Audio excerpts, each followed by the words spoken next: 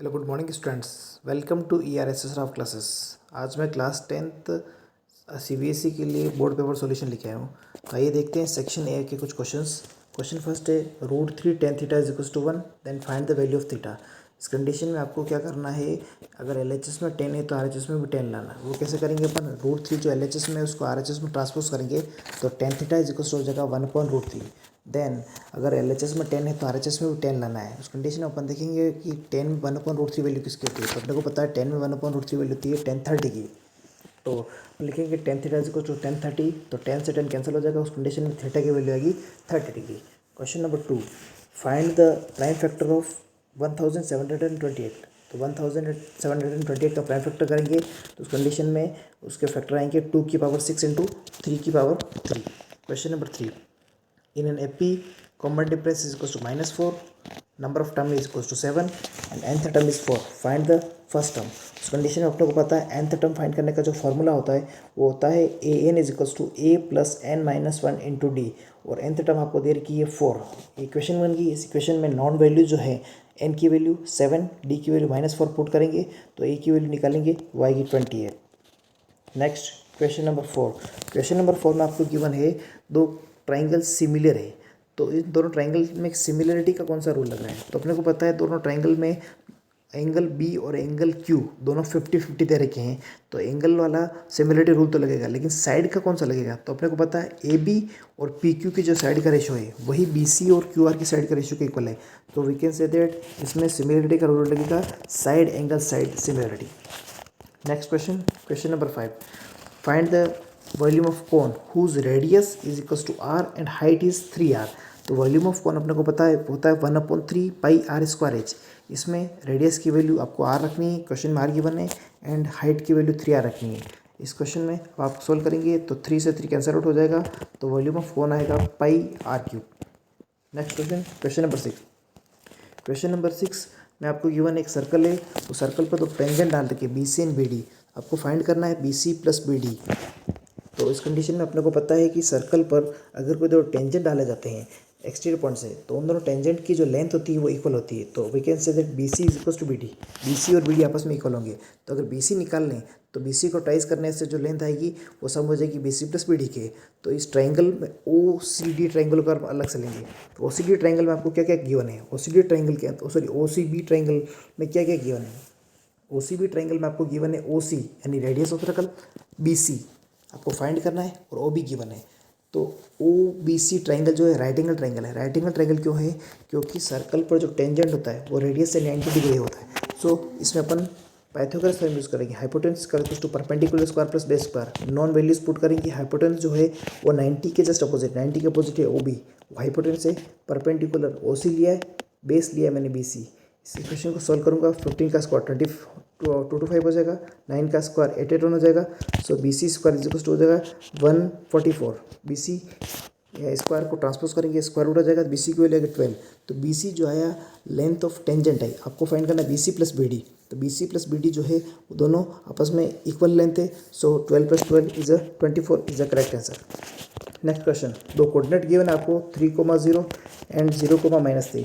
इन दोनों के बीच की डिस्टेंस फाइंड करनी है। तो डिस्टेंस फॉर्मूला आपको पता है √ x2 - x1 का whole square plus y2 - y1 का whole square.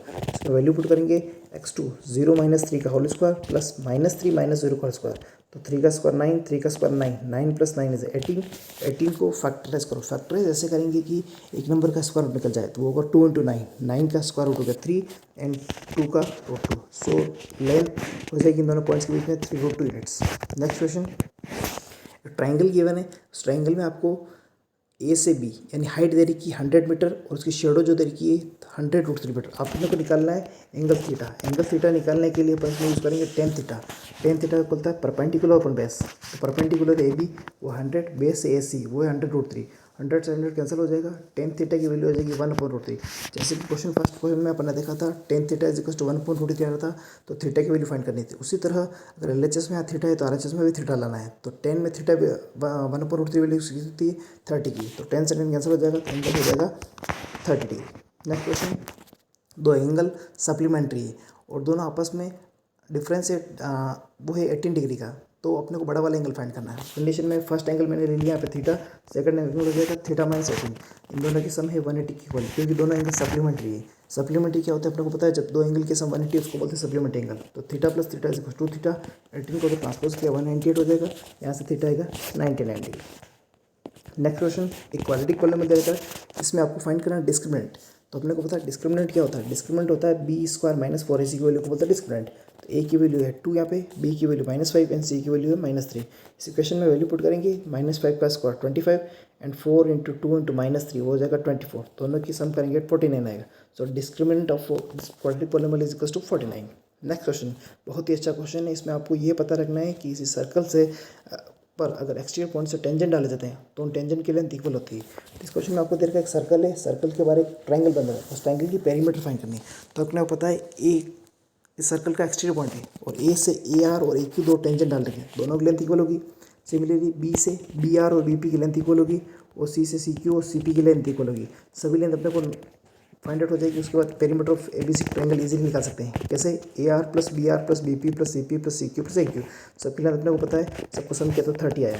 So perimeter of triangle is equal to 30 centimetre. Next question, इस क्वेश्चन में आपको दे रखा है तो ट्रायंगल है, इन दोनों ट्रायंगल में आपको निकालना है ए बी और सी डी आपको पैरेलल दे रखा है। ए बी की लेंथ दे रखी है 5 सेंटीमीटर, सी डी की लेंथ दे रखी 2 सेंटीमीटर, बी ओ की लेंथ दे रखी 3 centimetre. Then find the O C. Condition में अपने को इन दोनों ट्रायंगल को अपन सिमिलर करेंगे। सिमिलर कैसे करेंगे, अपने को पता है जब कोई लाइन पैरेलल होती है और उसको लाइन इंटरसेक्ट करती है तो अल्टरनेट इंटरएंगल इक्वल होते हैं। वैसे यहाँ पे एंगल ओ ए बी और एंगल ओ डी सी दोनों आपस इक्वल है, कैसे alternate inter angle. Similarly angle A O B और डी ओ सी वो इक्वल होंगे वर्टिकली अपोजिट एंगल से। तो दो किसी पर ट्रायंगल में दो एंगल इक्वल होते हैं तो एंगल सिमिलरिटी से दोनों ट्रायंगल सिमिलर हो जाते हैं। और अपने को पता है दो ट्रायंगल सिमिलर होते हैं तो उनकी साइड का रेशियो इक्वल होता है, कैसे A B upon D C is equals to O B upon O C.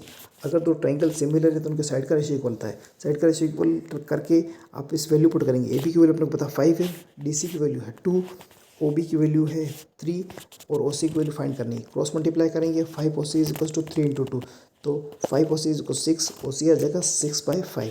Next question एक पॉलिनोमियल ग्राफ दे रखा है, उस ग्राफ में आपको क्या दे रखा है, y is equal to F X, number of zeros निकालना है। y is equal to F X का मतलब ये होता है कि ये पॉलिनोमियल x एक्सिस को कितनी बार क्रॉस करता है उतने नंबर ऑफ जीरोज देंगे। तो अगर आप काउंट करते हैं इसको तो 1 2 3 4 एंड 5 टाइम्स को क्रॉस करता है, इसलिए नंबर ऑफ जीरोज इसके 5 होंगे। नेक्स्ट क्वेश्चन एक क्वाड्रेटिक पॉलिनोमियल दे रखा है, इस क्वाड्रेटिक पॉलिनोमियल है आपको number of sum of zeros and product of zeros निकालना है। तो अपने को पता है सम ऑफ जीरोज होता है वो होता है माइनस बी अपॉन है एंड प्रोडक्ट ऑफ जीरोज होता है सी अपॉन है। तो आप ए बी सी की वैल्यू लिखेंगे, ए की वैल्यू इज 3, बी की वैल्यू -5, सी की वैल्यू है 2। तो ए अल्फा प्लस बीटा निकाला यानी सम ऑफ जीरोज वो होता है माइनस बी अपॉन है, माइनस फॉर्मूले का बी की value -5/3 minus into minus plus, तो अल्फा प्लस बीटा हो गया 5/3। सिमिलरली अल्फा इंटू बीटा होगा c by is equal to 2/3। So we can see that sum of zero is equal to 5/3 and product of zero is equal to 2/3। Next question बहुत ही interesting question है, ध्यान से question को समझना है आपको। इधर का इसमें एक डाई को थ्रो किया जाता है, तो find the probability of getting odd prime number. Odd prime number का मतलब है प्राइम नंबर भी लेने हैं और वो ओड भी होने चाहिए। उस कंडीशन में सबसे पहले आप लिखो एक डाई को थ्रो करने पर क्या क्या पॉसिबिलिटी है नंबर आने की, वो है 1 2 3 4 5 6। उसमें से ओड प्राइम नंबर कौन से है, प्राइम नंबर तो 1 3 5 है लेकिन odd 1 is not a prime number. तो उस कंडीशन में आपको 1 को हटा देना है और ओड प्राइम नंबर में 3 और 5 को लेना है। तो प्रोबेबिलिटी हो जाएगी यहाँ पे 2/6, क्योंकि 2 ही नंबर है और टोटल नंबर 6 है, तो प्रोबेबिलिटी हो जाएगी ओड प्राइम नंबर की हो जाएगी 1/3। नेक्स्ट क्वेश्चन आपको दे रखा है दो ट्राइंगल अगर सिमिलर है और उनकी साइड का रेशियो दे रखा 4:7, तो find the ratio of this parameter. तो अपने को पता है अगर दो ट्राइंगल सिमिलर होते हैं तो उनके जो साइड का रेशियो होता है वही उनकी पैरामीटर का रेशियो होता है। तो ratio of the parameter is equal to हो जाएगा 4:7। नेक्स्ट क्वेश्चन भी बहुत इंटरेस्टिंग है, इसमें आपको दे रखा है एक सर्कल है, उस सर्कल पर दो टेंजेंट पैरेलल टेंजेंट है, उन दोनों पैरेलल टेंजेंट में आपको फाइंड करनी है दोनों के बीच डिस्टेंस कितनी है और अपने सर्कल का डायमीटर दे रखा 7 सेंटीमीटर। तो ये चीज़ ध्यान रखनी है आपको, अगर सर्कल पर दो टेंजेंट पैरेलल है तो उनके बीच की जो डिस्टेंस होगी वो उसके डायमीटर के इक्वल होगी, वो होगा 7 सेंटीमीटर। नेक्स्ट क्वेश्चन एक पैक ऑफ कार्ड्स है 52 का, उसमें से एक कार्ड ड्रॉ किया जाता है, बाहर निकाला जाता है, तो find the probability of red cards. तो अपने को पता है रेड कार्ड्स कितने होते हैं, रेड कार्ड्स जो होते हैं 13 के पेयर में होते हैं, तो 13 + 13 हो गया 26। तो probability of red card equal to होगा 26/52 which is equal to 1/2। Next question कुछ यूनिक टाइप का क्वेश्चन आया है। इस क्वेश्चन में आपको ये ध्यान रखना है, एक तो सेंटेंस दे रखा है असर्शन, एक दे रखा है इसमें रीज़न। असर्शन मतलब एक सेंटेंस है, उसका करेक्ट वो रीज़न बताता कि नहीं बताता वो आपको चेक करना, और 4 ऑप्शन में से आपको बताना है करेक्ट क्या है। तो फर्स्ट ऑप्शन जो है वो है 719 क्वेश्चन का कि 3x + 5y - 4 = 0 and 15x + 25y - 25 = 0। ये जो इक्वेशन है ये इनकन्सिस्टेंस है। तो इनकन्सिस्टेंस क्या होता है अपने को पता है, a1/a2 = b1/b2 होना चाहिए और c1/c2 के इक्वल नहीं होना चाहिए। तो फर्स्ट क्वेश्चन में अपन देखें वो 3/15 वो होगा 1/5 एंड b1/b2 देखें वो होगा 5/25 = 1/5। ये दोनों आपस में इक्वल हो गए, लेकिन c1/c2 जो है वो -4/-25 है। So we can say that a1/a2 = b1/b2 है, लेकिन c1/c2 के इक्वल नहीं है। सो ये इनकन्सिस्टेंस है। और बी वाला जो इसका रीज़न दे रखा है वो रीज़न यही दे रखा है। So we can say that इसका ऑप्शन जो होगा both A assertion and reason are true and reason is the correct explanation of A। ये जो पॉइंट मिल रहा है वो मिल रहा है पॉइंट ए में। So we can say that A is the correct answer. Next question 20 question में दे रखा assertion a tangent to a circle is perpendicular to the radius, correct sentence है। रीज़न जो दे रखा है next the length of tangent drawn from the external point of circle are equal, ये भी सही है, लेकिन ये दोनों अलग अलग स्टेटमेंट, असर्शन और रीज़न, ये दोनों स्टेटमेंट ट्रू है, लेकिन ये एक दूसरे पर डिपेंडेंट नहीं है। इसलिए इसका ऑप्शन जो होगा बी करेक्ट होगा। बी ये है कि both assertion and reason are equal but reason is not the correct explanation of A. Next question जो देखा क्वेश्चन नंबर 21, 3/2 10² 30 - 2 cos² 90 - 1/2 2 cosec 30 की वैल्यू निकालनी है। कुछ नहीं, सिंपल सी टेबल से वैल्यू पुट करना है। 3/2 × 10 30 की वैल्यू तो 1/√3 का स्क्वायर करना, -2 × cos 90 की वैल्यू 0 का स्क्वायर -1/2 × cosec 30। cosec 30 की वैल्यू होती है 2 का स्क्वायर किया तो 3/2 × 1/√3 का स्क्वायर तो 3 से कैंसिल, यहाँ 1/2 हो गया, -0 एंड 2 का स्क्वायर 4 हुआ तो 2 to the power 1/2 - 2/1, तो ये आंसर आएगा -3/2। उसके बाद जो प्रोबेबिलिटी वाले क्वेश्चन थे, प्रोबेबिलिटी वाले क्वेश्चन बहुत ही सिंपल है। इसमें आपको दे रखा है कि टोटल 50 ब्लड ग्रुप है, उस ब्लड ग्रुप में ओ ब्लड ग्रुप वाले कितने हैं, ए बी वाले कितने हैं, ओ वाले कितने हैं। तो प्रोबेबिलिटी फाइंड करनी ओ ब्लड ग्रुप की, तो ओ ब्लड ग्रुप की प्रोबेबिलिटी निकालनी, उसके लिए ओ वाले कितने हैं 21 अपॉन टोटल कितने हैं 50। तो probability of type O blood is equal to 21 50। उसके बाद रखा है probability of type A B blood group. A B blood group के लिए आपको निकालना पड़ेगा ए बी वाले कितने हैं। तो क्वेश्चन में दे रखा है कि टोटल 50 है, उसमें से 21 22 5 जो हैं ओ ब्लड ग्रुप वाले, ए वाले बी वाले, तो ए बी वाले कितने हैं रेस्ट, दोनों को माइनस, सबको माइनस कर देंगे तो ए बी वाले हो जाएंगे 2। तो probability of blood group A B is equal to हो जाएगा 2/50, कैंसिल करेंगे 1/25 हो जाएगा। इसका थर्ड पार्ट जो है बहुत ही इंटरेस्टिंग है। क्वेश्चन बोल रहा है कि find the probability of blood group which is neither type A no type B. न तो ए होना चाहिए न बी होना चाहिए। ए और बी नहीं होगा तो क्या होगा, वो होगा ओ होगा और ए बी होगा। तो ए ओ और ए बी की सम करेंगे वो होगा 21 + 2 होगा 23। तो 23/50 इज़ अ करेक्ट आंसर। तो फ्रेंड्स इस सेक्शन ए का अपन ने क्वेश्चंस किए थे, आपको कैसे लगे सॉल्यूशन। अगर इसको सॉल्यूशन से आपको रिगार्डिंग कुछ प्रॉब्लम है तो कमेंट बॉक्स में मैसेज जरूर कीजिए। थैंक्स।